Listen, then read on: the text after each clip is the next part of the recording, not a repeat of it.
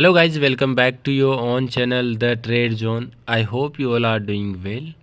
आज हम डिस्कस करेंगे आने वाले वीक में निफ्टी और बैंक निफ्टी कैसा परफॉर्म कर सकता है और क्या important breakout and breakdown levels होंगे मंडे के लिए। जैसा आप सबको पता है कि निफ्टी ने 17,800 के लेवल्स को ब्रेक डाउन करने की काफ़ी कोशिश की है, लेकिन बायर्स ने ब्रेक डाउन होने नहीं दिया। थर्सडे और फ्राइडे को निफ्टी ने 17,800 के लेवल्स को ब्रेक डाउन किया। ऑलमोस्ट 17,750 के लेवल तक निफ्टी गई, लेकिन वहाँ से आपको शॉर्ट कवरिंग आते हुए दिखाई दी और दोनों ही दिन 17,800 के ऊपर क्लोज हुआ। और ये जो नीचे अभी आप कैंडल के ऊपर ये जो लाइन देख रहे हैं ना, तो उससे कंफर्म हो गया कि निफ्टी अभी अपसाइड मूव के लिए तैयार हो चुकी है।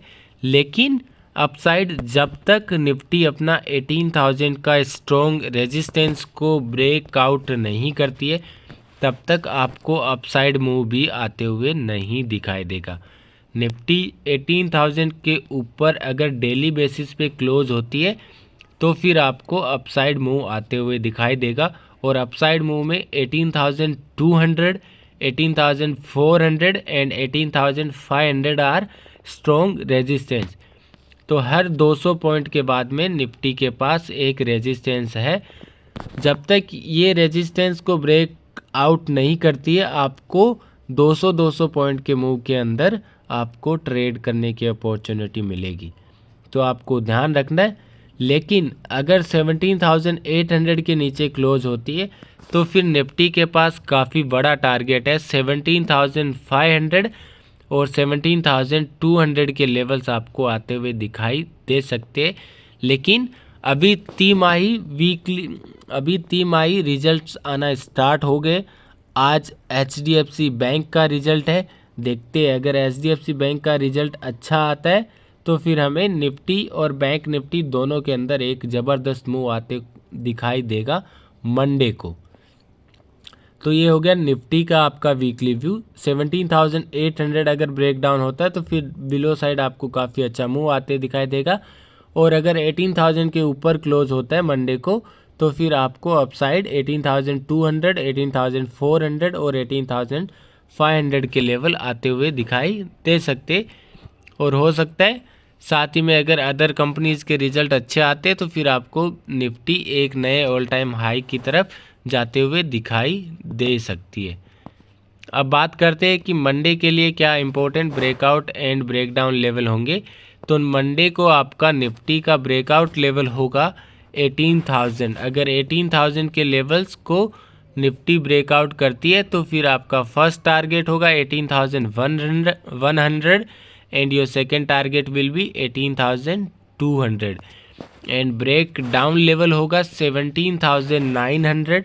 अगर 17,900 के लेवल्स को अगर ब्रेक डाउन करती है तो फिर आपका फर्स्ट टारगेट होगा 17,800, जो काफ़ी स्ट्रॉन्ग सपोर्ट है। अगर वो ब्रेक डाउन होता है तो फिर आपका सेकेंड टारगेट होगा 17,700। ये लेवल्स को आप फॉलो कीजिए और इनके अकॉर्डिंग ही ट्रेड कीजिए। जब ये लेवल्स ब्रेकआउट और ब्रेकडाउन होते आप इन लेवल्स को लिख के रख सकते हैं या फिर इनका स्क्रीनशॉट भी आप ले सकते हैं। और जब भी ये ब्रेकआउट या फिर ब्रेकडाउन होते तभी आपको ट्रेड करना है। अगर आप हमारा डेली एनालिसिस वीडियो देखते हैं तो फिर आपको लेवल्स के बारे में आप खुद एनालिसिस भी कर सकते हैं कि कौन सा अभी सपोर्ट काम कर रहा है और कौन सा लेवल्स अभी रेजिस्टेंस की तरह काम कर रहा है। अगर आपने अब तक हमारा यूट्यूब चैनल को सब्सक्राइब नहीं किया तो चैनल को सब्सक्राइब कर ले and smash the like button. साथ ही में अगर आपने हमारा फ्री टेलीग्राम चैनल ज्वाइन नहीं किया है तो आप वो भी ज्वाइन कर सकते हैं। डिस्क्रिप्शन के अंदर लिंक दिया हुआ है, आप जाइए वहाँ पे और ज्वाइन कर सकते हैं। हम आपको मार्केट आवर्स में रेगुलर अपडेट करते रहते हैं कि आपको कौन से लेवल्स अभी ध्यान रखना है और कौन से लेवल्स से निफ्टी और बैंक निफ्टी रिवर्सल या फिर शॉर्ट कवरिंग आते हुए दिखाई दे सकती है।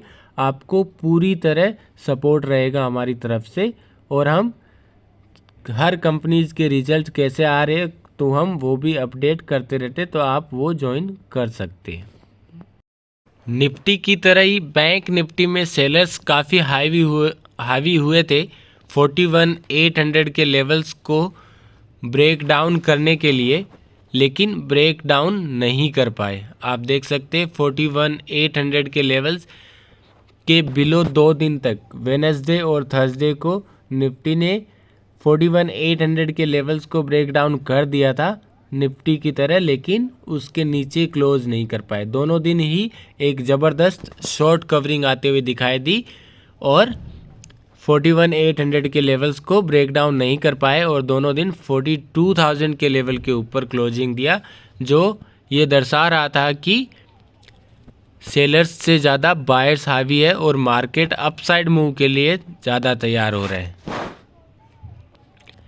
तो अभी 41,800 एक स्ट्रॉन्ग सपोर्ट की काम कर रहा है और 42,500 एक स्ट्रॉन्ग रेजिस्टेंस काम कर रहा है।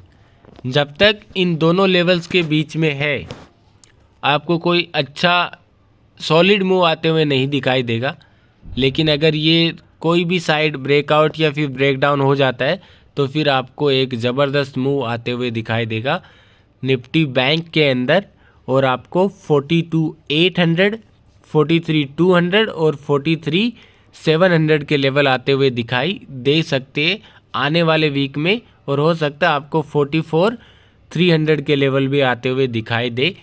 HDFC बैंक का रिजल्ट तय करेगा कि बैंक निफ्टी कौन से साइड जा सकती है। तो मैं आपको HDFC बैंक का रिजल्ट कैसा आता है मैं आपको टेलीग्राम पे पोस्ट कर दूंगा, वहाँ आप देख सकते हैं। और आई होप आपने कोई भी पोजीशन को कैरी फॉरवर्ड नहीं किया है। मैं आपको स्पेसिफिकली रोज़ मना करता हूँ कि आप जितना हो सके आप सेम डे एंट्री ले और सेम डे प्रॉफिट बुक करें और शांति से अपना दिन अपने फ्रेंड्स के साथ, फैमिली के साथ बिताएं।